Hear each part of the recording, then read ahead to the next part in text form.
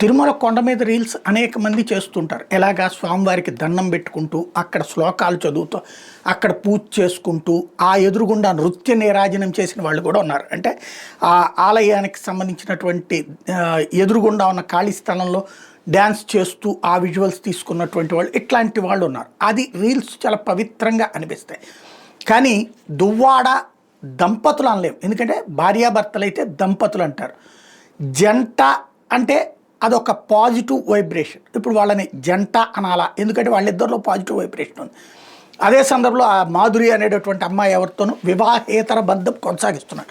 అదేంటో ఇద్దరు ఈ విడాకులు, ఆమెమో భర్తతో విడాకులు, ఆయనేమో భార్యతో విడాకులకు ప్రయత్నిస్తున్నారన్నారు. అది ఎంతవరకు జరిగిందో తెలియదు. బట్ భారతదేశంలో మారిన చట్ట విధానాలు, మారిన న్యాయస్థానాల యొక్క తీర్పుల కారణంగా, లేదా కొత్తగా వచ్చిన తీర్పుల కారణంగా మైనారిటీ తీరినటువంటి వాళ్ళు ఒకళ్ళకొకళ్ళు కలిసి ఉన్నా సరే అది నేరం కాదు అని చెప్పినందువల్ల వీళ్ళిద్దరూ బహిరంగంగానే తిరుగుతున్నారు. ఈవెన్ యూట్యూబ్లు వాటిట్లలో ఇంటర్వ్యూలు ఇవ్వడాలు ఇట్లాంటి వాటి ద్వారా అదేదో కొత్త ప్రేమ కొత్త పెళ్ళి అన్నటువంటి కాన్సెప్ట్, ఇది తప్పు లేదన్నటువంటి కాన్సెప్ట్ని జనంలోకి తీసుకెళ్లే ప్రయత్నం చేస్తున్నారు. అంతవరకు బాగానే ఉంది.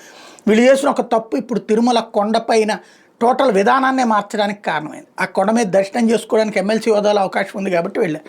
ఆ సందర్భంగా రీల్స్ చేయటం, ఆ రీల్స్ ఏది దేవుడికి కాన్సెప్ట్తో కాకుండా ఈ తన ఎక్స్పోజర్ కాన్సెప్ట్తో ఆమె చేసినటువంటి రీల్స్, వెనకాల ఆయన ఉన్నటువంటి రీల్స్, ఈ రీల్స్ దెబ్బకి పెద్ద ఎత్తున ఆ వైసీపీని విమర్శించేవాళ్ళు కావచ్చు, లేకపోతే దువ్వాడను విమర్శించేటటువంటి వాళ్ళు కావచ్చు, ఈ విధానాన్ని తిరస్కరించేవాళ్ళు కావచ్చు, టీటీడీని ట్యాగ్ చేయడంతో సోషల్ మీడియాలో టీటీడీ ఇప్పుడు కీలక నిర్ణయం తీసుకుంది. రీల్సే చెయ్యొద్దు అన్నటువంటి నిషేధం విధించింది.